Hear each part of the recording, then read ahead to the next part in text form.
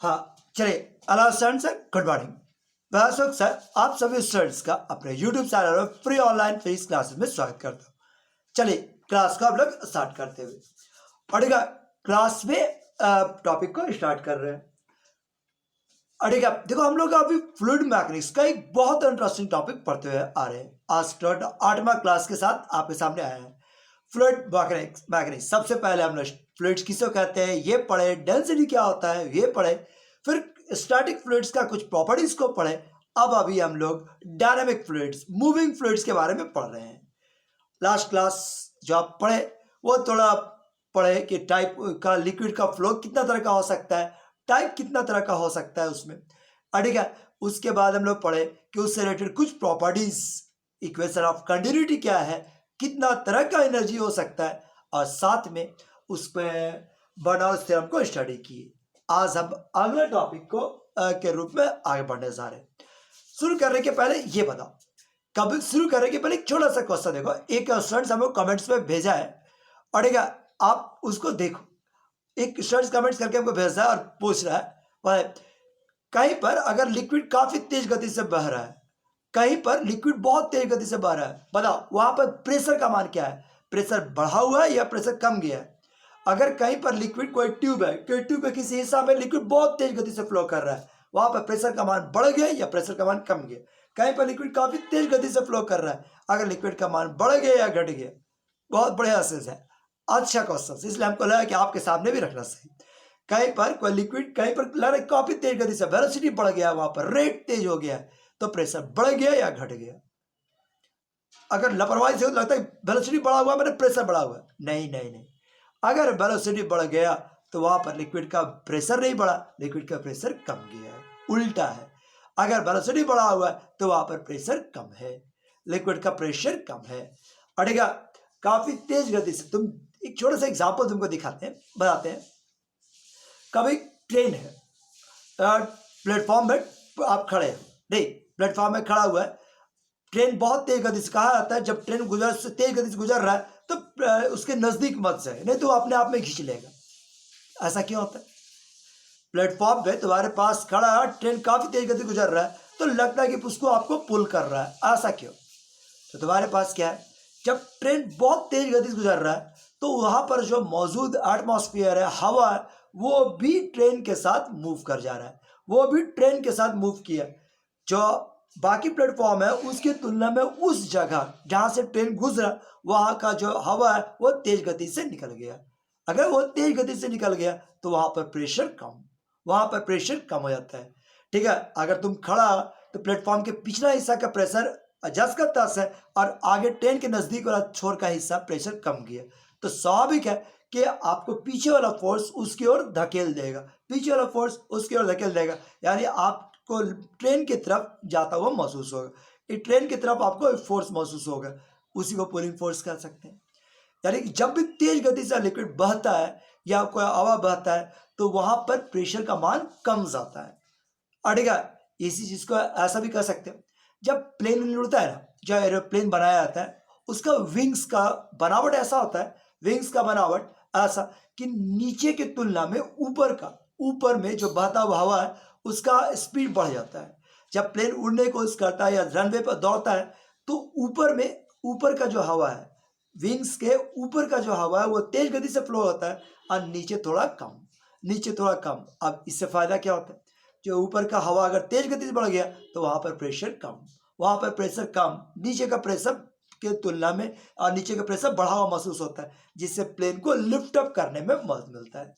बिल्कुल यही कॉन्सेप्ट है कि अगर कोई लिक्विड है, लिक्विड में अगर कोई क्रॉस सेक्शन में ज्यादा तेज गति से अगर लिक्विड बह जाए, ज्यादा तेज गति से बह जाए तो वहां पर प्रेशर का मान कम, वहां का प्रेशर का मान कम। जो भी है, जो भी आप कमेंट्स किए थे आपको आंसर कर रहा हूं कि अगर लिक्विड का प्रेशर बढ़ गया है तो वहां पर वेलोसिटी कम, वेलोसिटी बढ़ा हुआ है तो प्रेशर का मान कम। जस्ट उल्टा है दोनों, P1 और V1 दोनों रिएक्शन उल्टा है। वेलोसिटी बढ़ जाएगा तो प्रेशर कम जाएगा, वेलोसिटी घट जाएगा तो प्रेशर का मान बढ़ जाएगा। चलिए आगे बढ़ते हुए, ठीक है, आज हम लोग जो टॉपिक पढ़े जा रहे हैं वो है आपका application of Bernoulli's theorem. Bernoulli's theorem जो आप पढ़ा है आपको कल, ठीक है, क्या था बर्नौलीज थ्योरम, क्या था बर्नौलीज थ्योरम से आप बता, बर्नौलीज थ्योरम क्या था? total energy of the liquid per unit volume is constant. Total energy of the liquid per unit volume is constant. बिल्कुल वही चीज। तो उसी का एप्लीकेशन आज हम लोग पढ़ने जा रहे हैं। पढ़ेगा एप्लीकेशन ऑफ बर्नौलीज थ्योरम। ये देखिए पढ़ेगा एप्लीकेशन ऑफ बर्नौलीज थ्योरम। पढ़ेगा बर्नौलीज थ्योरम। बर्नौलीज थ्योरम का कुछ application of Bernoulli's theorem. Bernoulli's theorem का कुछ एप्लीकेशन, उसमें से पहला है venturimeter.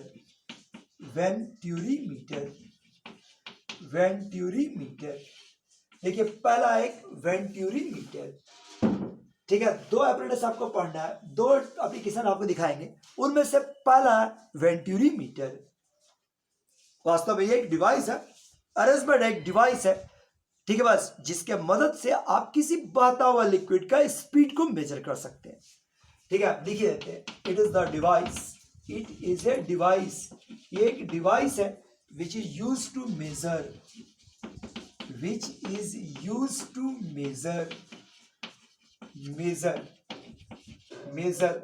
The velocity of flowing liquid, हटेगा flowing liquid based on the principle of, हटेगा देखो बाय द हेल्प ऑफ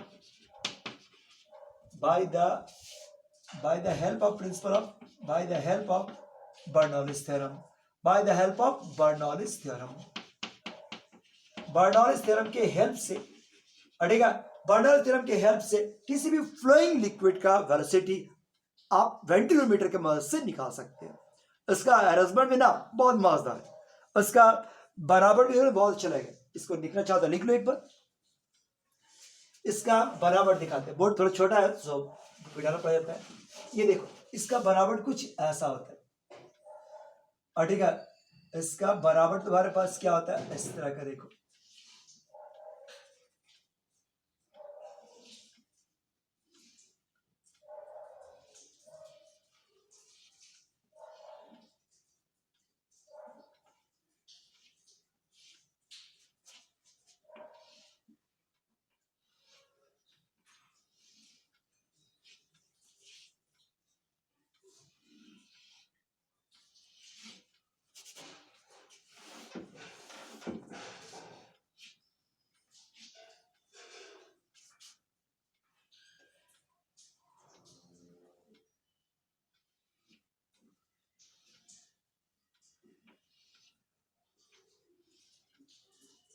हाँ देखो इसका वेंटिलोमीटर का कंस्ट्रक्शन या बनावट अगर बात किया जाए तो कुछ इस तरह से, दो बोतल है ना, दो बोतल का टॉप मिला दिया गया, अड़ेगा दो शराब वाला बोतल है, उसका जो टॉप है वो आगे का टॉप यहाँ पर मर्ज कर दिया, मिला दिया गया, और ये दो बोतल का पिछला हिस्सा।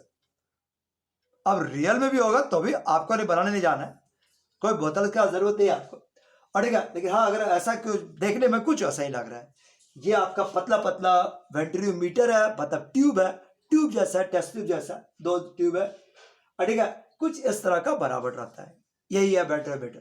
अब इसको इससे नापते कैसे, देख समझ में तो आए, ठीक है। तो प्रोसेस क्या है कि वेंटिलोमीटर को सबसे पहले फ्लोइंग लिक्विड के अंतर्गत डिप करके रखा जाता है, डिप करके, ताकि लिक्विड इससे फ्लो कर दिया जाए, और हॉरिजॉन्टली रखा जाता है। वेंटिलोमीटर को सबसे पहले फ्लोइंग लिक्विड के अंदर डिप करते हुए, डुबाते हुए हॉरिजॉन्टल शेप में रखा जाता है, हॉरिजॉन्टल फॉर्म में रखा जाता है। सबसे पहले डिप करके हॉरिजॉन्टल शेप में रख दिया गया, क्या यहाँ पर ठीक है। सबसे पहले ये देखो, इसको डिप करके डुबा के रखा जाता है इस तरह का,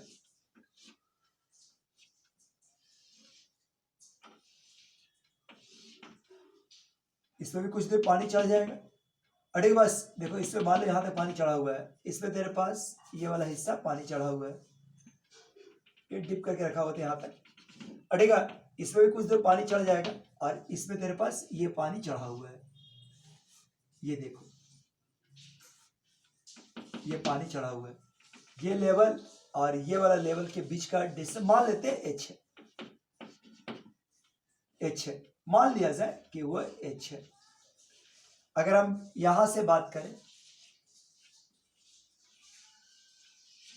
या छोड़ो H भी नहीं मानते, मान लेते हैं कि यहां से माने, ठीक है। यहां से एक्सिस से हाइट कितना चढ़ा, H1, यहां से कितना चढ़ा, H2, ठीक है, H1 और H2, ठीक है। और ये जो एक्सिस है वो रेफरेंस लाइन से, इसको रेफरेंस लाइन मानते हैं, मतलब जमीन का तल, रेफरेंस लाइन, इसका भी हाइट H और इसका भी हाइट H, चूंकि हॉरिजॉन्टल रखा गया है। तो देखो क्या बता रहे हैं कि वेंटिलोमीटर के मदद से कैसे नापा जा सकता है। तो अब दिखा रहे हैं कि to measure the velocity by venturimeter it is placed horizontally, horizontal मतलब जमीन से पैरेलल, ताकि इसका एक्सिस दोनों जगह सेम हाइट पर हो। और ठीक है, देखो क्या बोला है, टू मेजर वेलोसिटी को नापने के लिए, वेलोसिटी, ठीक है, वेंटूरीमीटर is a placed horizontally रखा गया है, horizontally, ठीक है, placed horizontally, देखो इसको इस प्रकार से horizontally रख दिया गया है, ऐसे ही, ठीक है, horizontally, मान ले horizontally रखा गया है। मान लेते हैं कि उस समय यहां पर प्रेशर, यहां पर लिक्विड कॉलम कितना हाइट चढ़ा, H1, यहां पर लिक्विड कितना चढ़ा, H2, यहां तक H2, ठीक है। बस कुछ इस तरह का ये वाला शेप का, यहां पर एक्सेलरेशन, यहां पर क्रॉस सेक्शन एरिया A1, यहां पर क्रॉस सेक्शन एरिया A2, यहां पर वेलोसिटी V1, यहां पर वेलोसिटी V2, ऐसा नहीं कुछ रहा होगा, ठीक है, ऐसा कुछ है। क्या बोले कि उसको सबसे पहले हॉरिजॉन्टली रख दिया गया, और अप्लाई करते हैं बर्नौलीज थ्योरम इन दो पॉइंट पर, पॉइंट M और पॉइंट N, मतलब एक का तुम्हारे पास चौड़ा वाला एंड और एक पतला वाला एंड पर हम अप्लाई करने जा रहे हैं बर्नौलीज थ्योरम, ठीक है। देखो यही क्या है कि वेंटिलोमीटर इज प्लेस्ड हॉरिजॉन्टली, ऐसा रख दिया गया। Now according to Bernoulli's theorem, या नाउ अप्लाई बर्नौलीज थ्योरम, इसको बेटा ने ये सब काम करा, यहीं पर चल जाते हैं। Now apply Bernoulli's theorem, apply Bernoulli's theorem, ठीक है, theorem at M and N पर बर्नौलीज थ्योरम लगा रहे हैं। देखिए M पर बर्नौलीज थ्योरम और M और N पर लगाओ, क्या था फॉर्मूला, यहां पर प्रेशर, पहला इंड है प्रेशर AP1 प्लस रो जी H, हाइट H लिए, प्लस हाफ रो V1 स्क्वायर बराबर, यहां पर प्रेशर P2, प्लस रो जी H plus half rho V2 square, ऐसा कुछ, ठीक है, हाफ रो V2 स्क्वायर। देखो यही कॉन्सेप्ट है।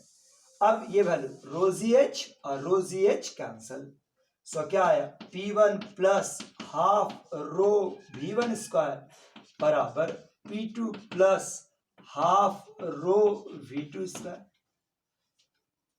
ठीक, बस P1 माइनस P2 एक तरफ लाते हैं, P1 माइनस P2 बराबर हाफ रो V2 स्क्वायर और माइनस V1 का स्क्वायर,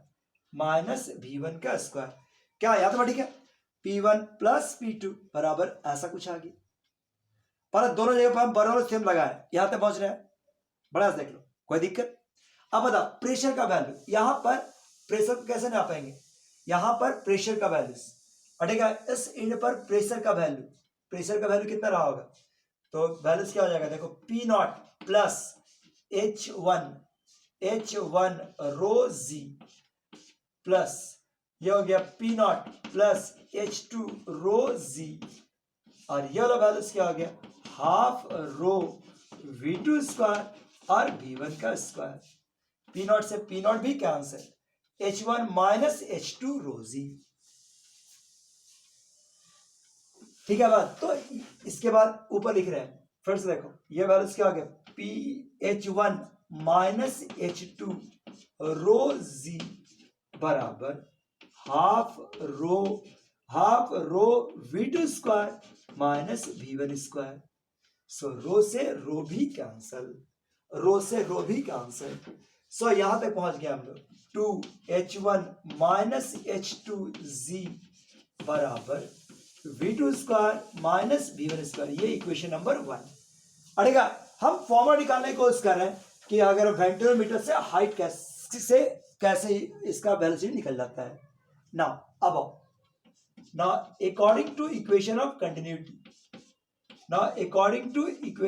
कंटिन्यूटी, कंटिन्यूटी के मुताबिक क्या होता था, A1 V1 बराबर A2 V2। सो V2 बराबर क्या हो जाएगा, this is A1 V1 by A2 from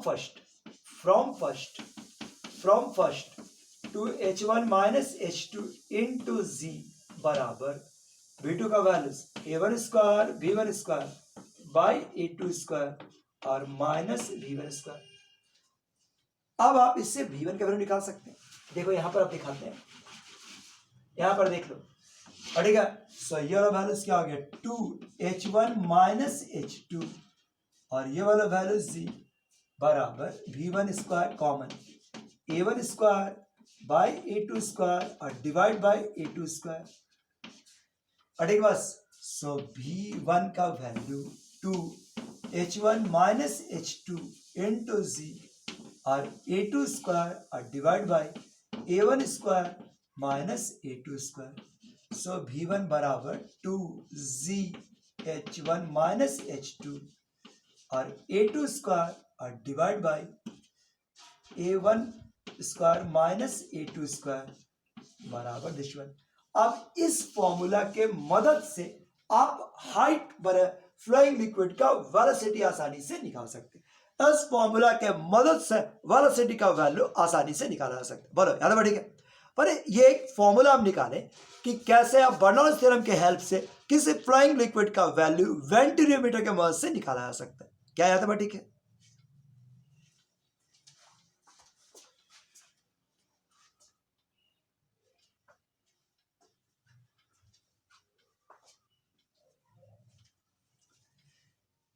ये आपका पहला एप्लीकेशन यहां पर हो गया।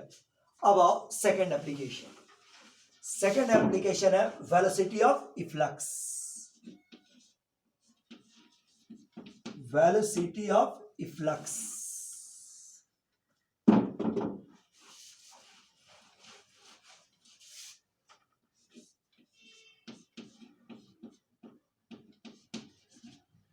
Velocity of efflux. अब ये क्या होता है? अब ये वेलोसिटी ऑफ इफ्लक्स किसको कहेंगे, इसको समझो।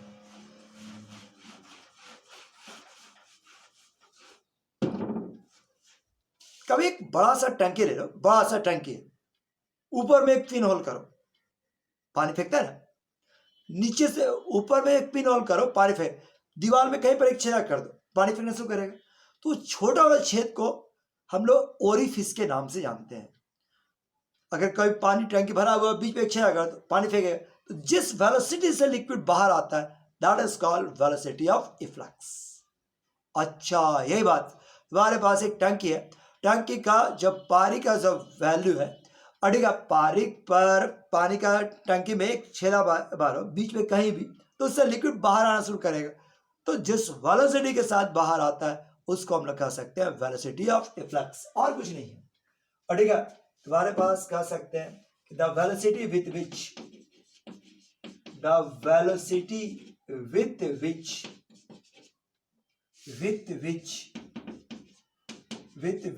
लिक्विड इज कमिंग आउट, बाहर आता है फ्रॉम ए स्मॉल होल, अटेगा कॉल्ड ओरिफिस, जिसको हम लोग ओरिफिस के नाम से जानते हैं। Orifice from hole made on the wall of the container, wall of container। made on the wall of container is called velocity of efflux. Is called velocity of efflux. मतलब ये टंकी है, मान लो यहाँ पर भरा हुआ है, यहाँ पर से तुम एक पिन होल क्या कर दो, पानी फेंके ना, ऐसा गिरता होगा, तो जिस वेलोसिटी के साथ बाहर आएगा इसी को कहते हैं वेलोसिटी ऑफ इफ्लक्स।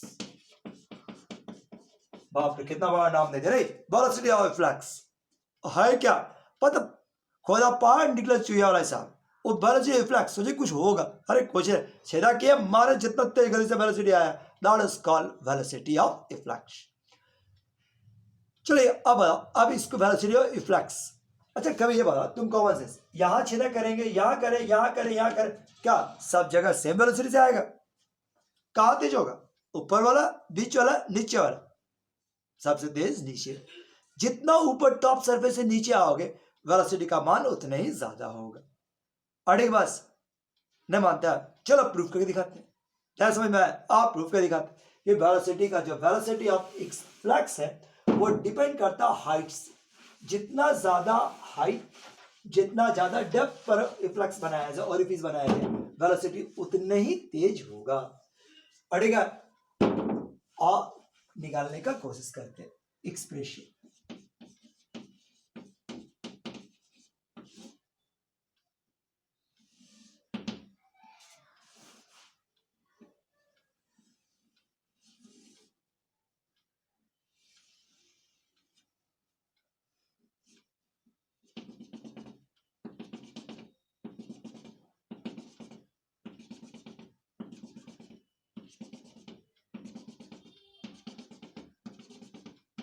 देखो यहां पर से लिक्विड एक छोटा सा छेद कर दिया जाए, यहां पर एक छोटा सा होल बना दिया जाए, तो लिक्विड बाहर आएगा इस वेलोसिटी को, इसी को कहते हैं velocity of efflux. Velocity of efflux, और हम लोग इसी का एक्सप्रेशन निकालने जा रहे हैं। तो लेट अस कंसीडर, अड़ेगा let us consider a orifice, let us consider a orifice, let us consider orifice at a depth h, at a depth h from free surface, from free surface। अड़ेगा free surface से h depth नीचे एक orifice consider की, नहीं, let us consider orifice at a depth h from the free surface, free surface से h height नीचे एक orifice consider की। संभव है करना, नहीं लग सकता है, कर दिए। अब इसका वेलोसिटी निकालना चाहते हैं, तो हम इस पॉइंट पर, और ये जो बाहरी पॉइंट है बी, इस पॉइंट ए पर और बी पर, अड़ेगा बी पर बर्नौली हम लगाने जा रहे हैं। देखो ये ओरिफिस है, ओरिफिस में एकदम पिन होल, इतना छोटा होल कि इससे वेलोसिटी निकल भी रहा है, तो इसमें जो लेयर में उसमें चेंज वेलोसिटी लगभग नेग्लिजिबल दिखे, उसी को कहते हैं ओरिफिस। होल नहीं कहा, ओरिफिस। ओरिफिस करने का मतलब इतना पतला होल है कि इससे लिक्विड बाहर भी निकल रहा है, तो इसमें लगने वाला वेलोसिटी का मान नियरली 0। ठीक है, अब applying Bernoulli's theorem, apply Bernoulli's theorem, Bernoulli's theorem, apply Bernoulli's theorem at A and B, A और बी पर बर्नौलीज थ्योरम लगाओ। ए पर प्रेशर का value P naught, P naught plus rho g, अड़ेगा रो जी, और ये वाला पूरा हाइट,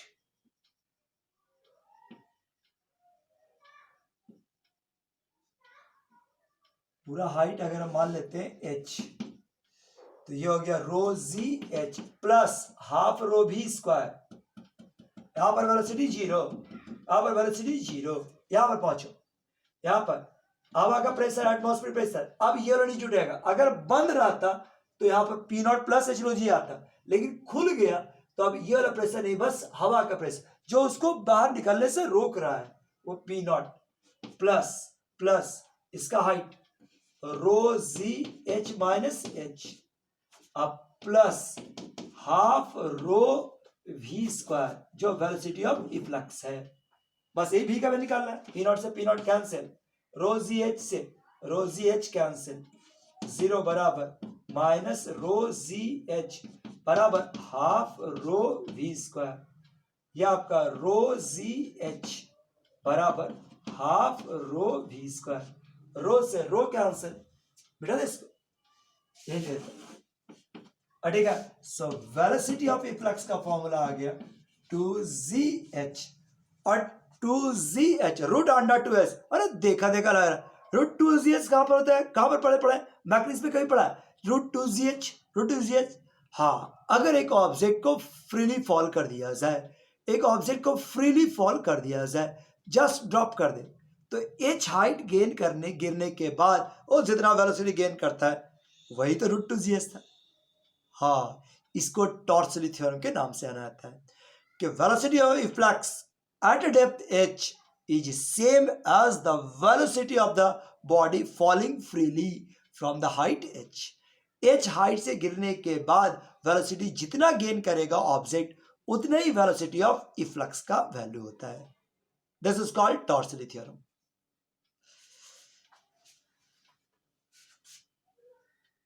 यही आपका वेलोसिटी ऑफ इफ्लक्स। चलो, वेलोसिटी ऑफ इफ्लक्स तो ये सेकंड एप्लीकेशन है,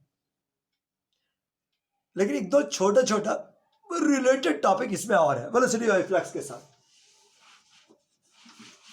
ठीक है। रिलेटेड टॉपिक और,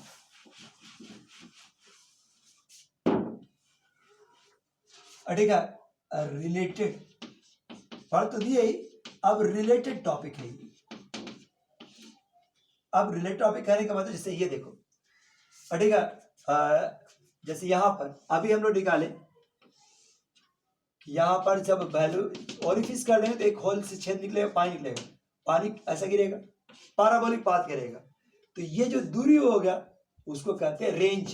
पाराबोला है तो रेंज तो आवे करेगा। अब हम लोग को इसका एक छोटा सा एक्सप्रेशन निकालना है, expression for range, expression for range, for range और range, expression for range, range covered by the liquid, covered by the liquid coming out from orifice,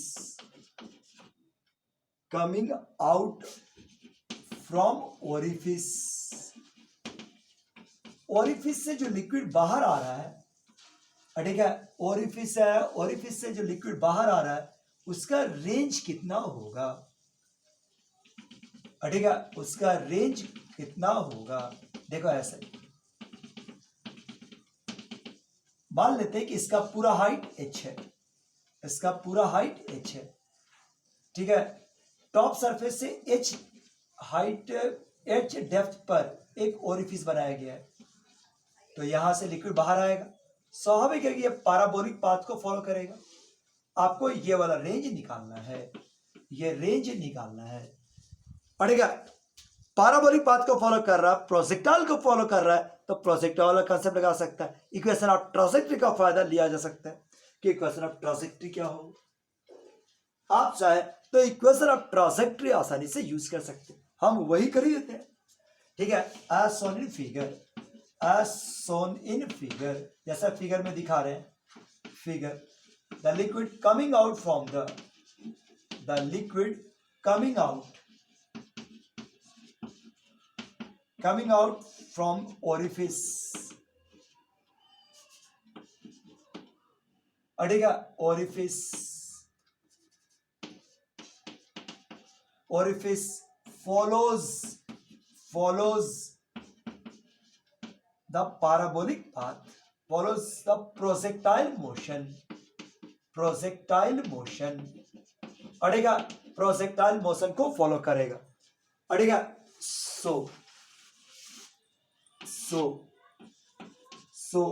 follows the path, so obeys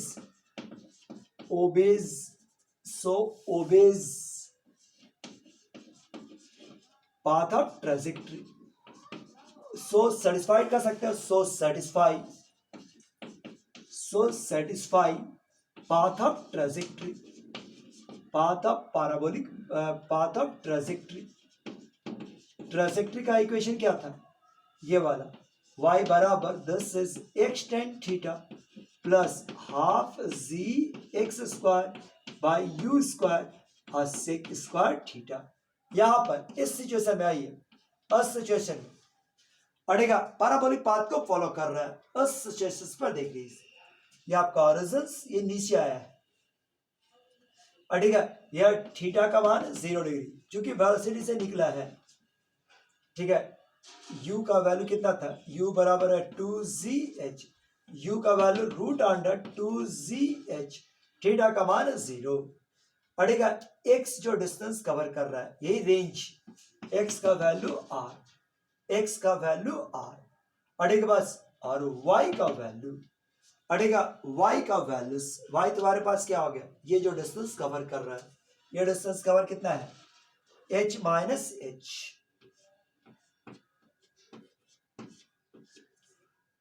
अड़ेगा h minus h। अब इस distance को cover कर रहा है, trajectory path को follow कर रहा है, सो क्या आ गया, h माइनस h बराबर, h माइनस h बराबर x tan थीटा यानी कि 0 हाफ, अड़ेगा हाफ। अब ये वाला वैल्यू तुम्हारे पास क्या हो गया, अड़ेगा हाफ z x स्क्वायर मतलब r स्क्वायर और u स्क्वायर का वैल्यू 2gh, स्क्वायरिंग से रूट हट गया और ये हो गया सेक 0 का मान 1, बस क्या वैल्यू बदल दी। सो ये वाला वैल्यूज क्या आ गया, देखो 2 into 4gh, 4gh h minus h बराबर क्या हो गया, जी आर स्क्वायर, जी से जी कैंसिल।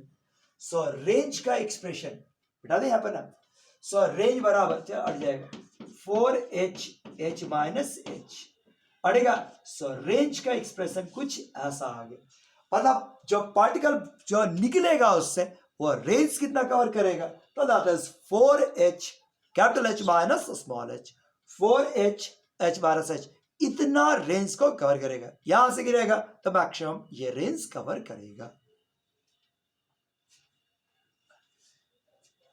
क्या याद है, ठीक है। अब रेंज आया तो इसमें कुछ डिस्कशन लाइक टॉपिक वर्ड आ गया, देखो मजेदार डिस्कशन, एक छोटा छोटा डिस्कशन किया जा सकता है, अड़ेगा। यहां पर दो फैक्टर है, इसको देखो, रेंज का वैल्यू ये आया,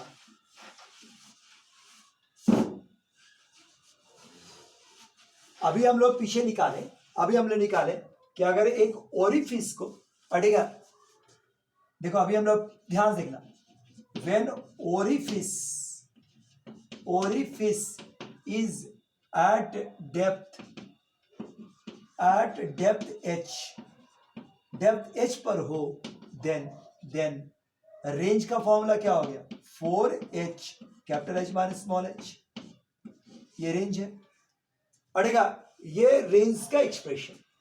अब व्हेन, इस पे फिगर यही था ना, यही फिगर था, ये देखिए जी, यहां से h गहराई पर एक ओरिफिस है, इसका ये रेंज निकाले। अब when orifice is eight depth, अगर मान लो चलो ऐसा कॉमन सेंस से देखो कि अगर डेप्थ h माइनस h हो जाए, देन इसी फॉर्मूला के मुताबिक, देन बताओ रेंज बराबर क्या हो जाएगा, 4h की जगह पर h माइनस h, और यहां पर क्या बच जाएगा, h माइनस h कट जाएगा। गौर से देखो तो यही वाला चीज पूरा आ गया, 4h h माइनस h, यानी फिर से रेंज बिल्कुल सेम, मतलब सो हम कह सकते हैं, अड़ेगा कह सकते हैं कि अगर ओरिफिस को स्मॉल h हाइट पर या capital H minus h height पर बनाया जाए तो दोनों के द्वारा जो लिक्विड है वो एक ही रेंज को कवर करेगा। अड़ेगा फिगर के रूप में बोलना चाहे तो ऐसा, ये देखो थोड़ा बड़ा फिगर बनाते हैं, अड़ेगा ये डिस्कशन में यही आया कि when orifice is made at a height h और at a depth h या h minus h, then range covered by the coming liquid are same। ये देखो ऐसा है, पानी भरा हुआ है, देखो ज़्यादा चौड़ा बन गया ना इसमें, तो थोड़ा सा पतला कर देते। और ठीक है, ये वाला भाई इसके बाद क्या है, देखो यहाँ से यहाँ पर एक होल बनाया जाए एच हाइट पर, एच डेप्थ पर या एच माइनस एच डेप्थ पर, तो इससे जो लिक्विड आएगा और इससे जो लिक्विड आएगा वो दोनों सेम जगह पर गिरेगा, वो दोनों सेम जगह पर गिरेगा। और ठीक है, यहां पर जो आएगा और यहां पर आएगा वो दोनों सेम गिरेगा। मतलब velocity of efflux, liquid coming out from the orifice at the height, at the depth small h or capital H minus h cover the same range. Interesting fact है कि नहीं?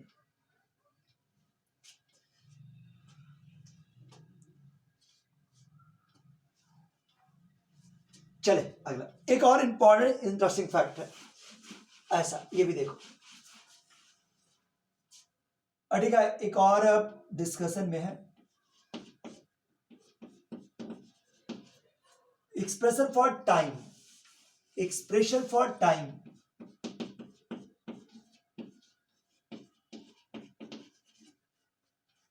Expression for time taken, expression for time taken to. ठीक है, expression निकालना है time taken का, expression for time taken to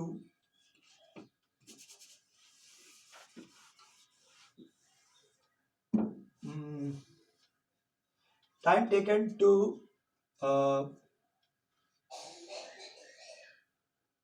expression for time taken माने पूरा जो, अगर मान लो कि कोई सरफेस है, बॉटम पर एक ओरिफिस बना दिया जाए, बॉटम पर ओरिफिस बना दिया है तो उसको खाली करने में लगा समय। Expression for the time taken to coming out the whole liquid, coming out of the whole liquid from orifice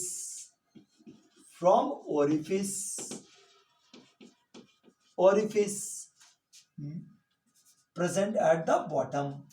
अगर कोई ओरिफिस बॉटम पर प्रेजेंट है तो उससे आने वाला liquid, orifice present at the bottom, अगर मान लो अड़ेगा कोई ओरिफिस है जो बॉटम पर मौजूद है, जो ओरिफिस है वो बॉटम मौजूद है, तो सब पानी रिसेगा धीरे धीरे, तो पूरा बर्तन का पानी खाली करने में क्या समय लगेगा, पूरा बर्तन का जो पानी है वो खाली करने में क्या समय लगेगा, आपको इसका एक्सप्रेशन निकालना है। मतलब हम ये बोल रहे हैं जैसे कि ये एक बर्तन है, अड़ेगा एच हाइट तक पानी भरा हुआ था,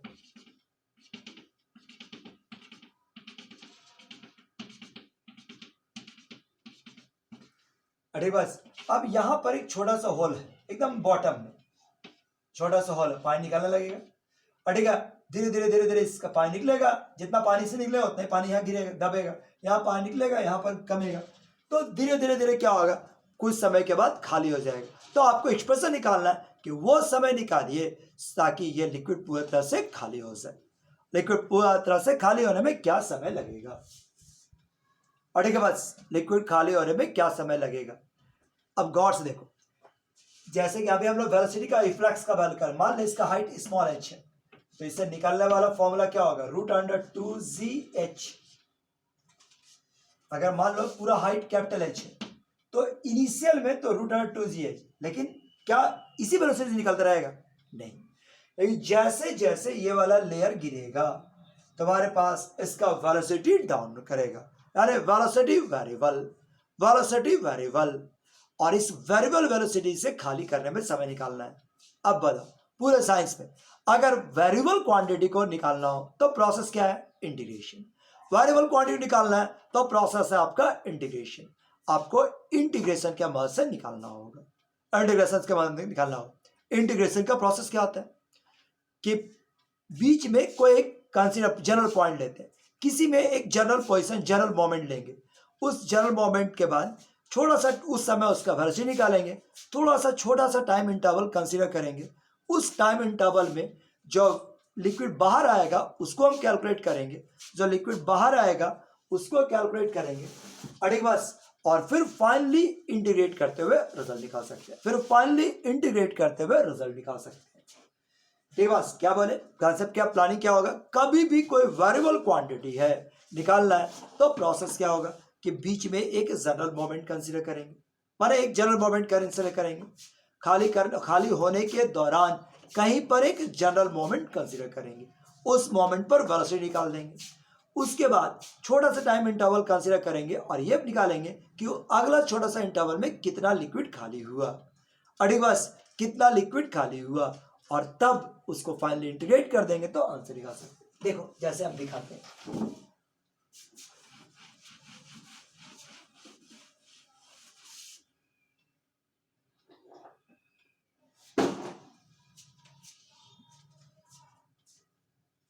देखो यही चीज हम दिखा रहे हैं कि एक टैंक है जिसका हाइट कैपिटल एच है, एक टैंक है जिसका हाइट कैपिटल एच है, इसमें लिक्विड भरा हुआ है और इसके बॉटम पर एक ओरिफिस बनाया गया है, और ओरिफिस से पानी जितना निकलेगा, पर पानी निकल रहा है तो कितने देर में ये पूरा का पूरा खाली हो जाएगा, ये हमको निकालना है। पढ़े बस, तो हम लोग देखें यहाँ पर वेलोसिटी वेरिएबल है इसलिए एक जनरल मोमेंट कंसीडर किए, तो हम शुरुआत की, देखो ऐसा लिख देते हैं पहले, लेट अस कंसीडर, ठीक है, late us consider A tank full of liquid, full of water या फुल ऑफ लिक्विड, ठीक है, full of liquid from which, जहां से from which liquid is coming out, from which liquid is coming out, liquid बाहर आ रहा है, from which liquid is coming out, liquid is coming out from the orifice, from the orifice mid at the bottom, mid at bottom। ये तो आपको लिख दिया कि मैडम इसमें हम करने क्या जा रहे हैं। अब ज्यादा तुमको बताएं कि वेलोसिटी यहां पर वेरिएबल है, देखो एज कंसेप्ट लिख रहे हैं, ये कंसेप्ट है, concept as velocity as but a height of the water level, as height of water level, water level का जो height है, water level as height of the water level decreases, decrease कर रहा है, so velocity of efflux, so velocity of efflux also changes, also changes। Velocity of efflux का value क्या था, root under 2gh, ये भी चेंज करेगा, ऑल्सो चेंजेस, ऑल्सो चेंजेस, स्वाभाविक है वेलोसिटी चेंज कर जाएगा, so velocity of efflux also changes. अब इसीलिए कंसीडर एनी जनरल मोमेंट, पढ़ेगा कंसीडर एनी जनरल मोमेंट, कोई जनरल मोमेंट कंसीडर करते हैं, मोमेंट, ठीक है, टी बराबर टी नॉट, अरे कोई जनरल मोमेंट कंसीडर किए टी बराबर टी नॉट, टी बराबर टी नॉट का पोजीशन देखो इस समय क्या हुआ होगा, अटेगा टी बराबर टी नॉट पर यहां पर कुछ खाली होकर हाइट कितना बचा है, अटेगा कुछ खाली हो गया और लिक्विड का हाइट बचा हुआ है h, स्मॉल h, टाइम कितना है, टी बराबर टी नॉट का पोजीशन है, और इसके बाद अटेगा इस समय बताओ इससे वेलोसिटी का इफ्लक्स का मान क्या होगा, वेलोसिटी का इफ्लक्स का मान 2gh। अब एक छोटा सा टाइम कंसीडर किए, अटेगा छोटा सा टाइम कंसीडर किए, देखो ऐसा यहां पर था, अब यहां पर जो था, अब लिक्विड यहां पर आ गया,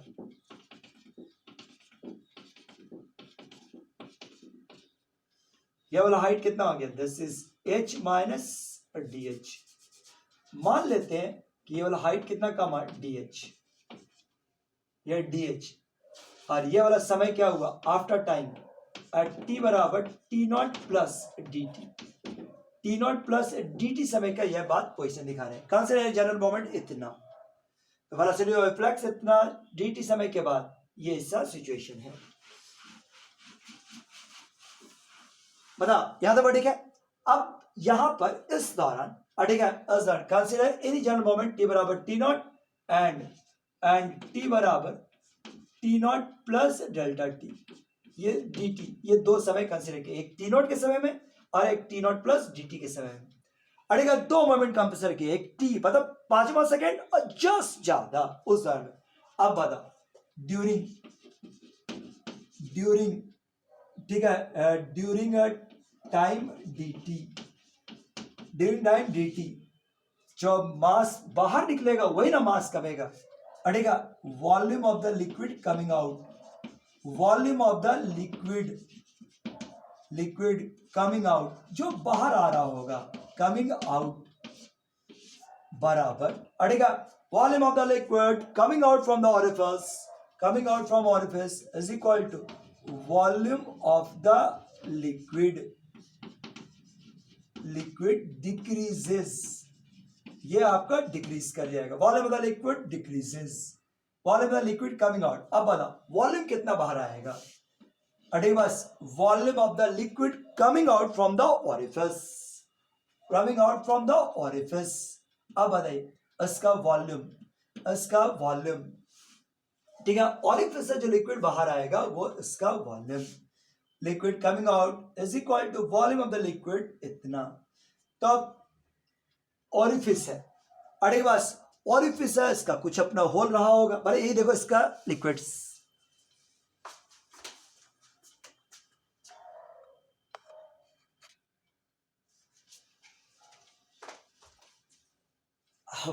तो क्या बना volume of the liquid coming out, जो लिक्विड बाहर आ रहा होगा, बता कितना वॉल्यूम बाहर आ सकता है, volume of the liquid coming out in time dt समय में।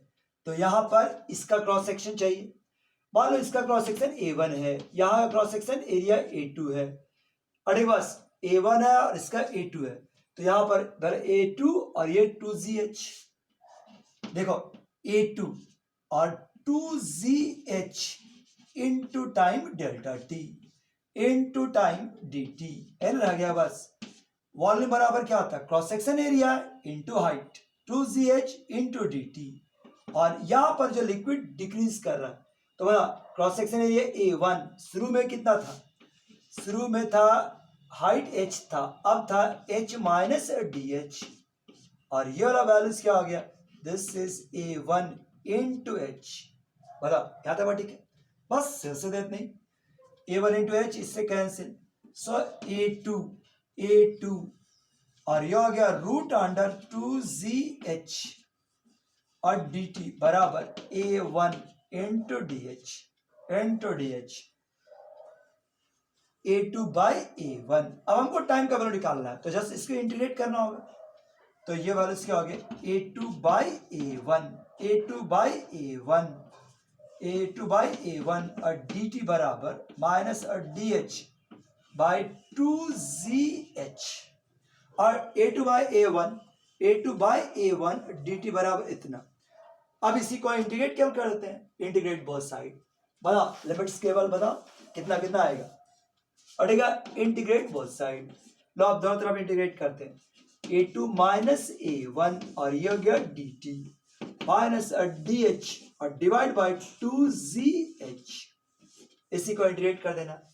जिस समय टाइम का वैल्यू 0, शुरुआत में स्मॉल h का वैल्यू क्या था, कैपिटल H के बराबर, स्मॉल h का वैल्यू पूरा टंकी के हाइट के बराबर, और t समय के बाद जब खाली हो गया उस समय हाइट का वैल्यू क्या हो गया 0, बस इसी में इसको इंटीग्रेट कर दो, जो आएगा वही टाइम का एक्सप्रेशन।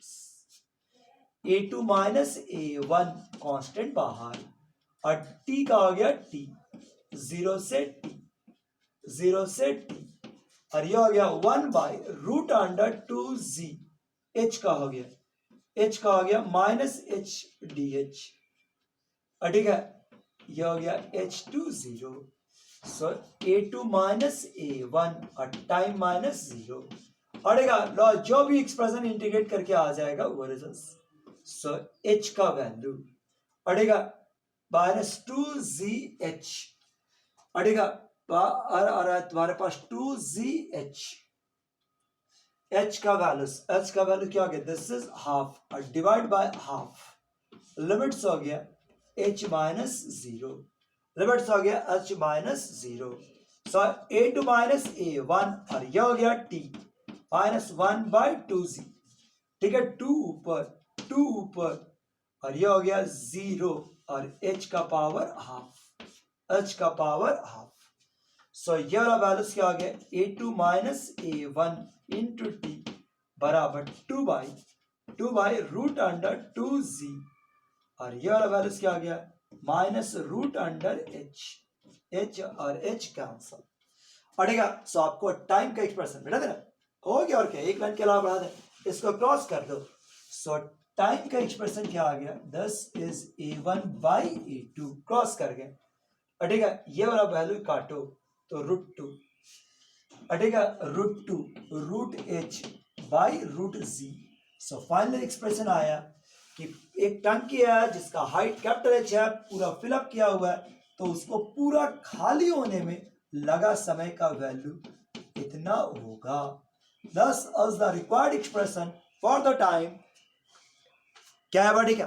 देखो टॉपिक आज दोनों दिन का क्लास लंबा हो गया, लेकिन तब भी टॉपिक बहुत इंटरेस्टिंग था, इजी टॉपिक है, मजेदार टॉपिक है, आपको भी अच्छा लगा होगा, ठीक है। बस तो टॉपिक को से देखना, बहुत आसानी से कॉन्सेप्ट खुद भी डिराइव कर सकते हैं लेते हुए। बस आज इतनी काफी है, कल फिर से मिलेंगे। Thank you, bye.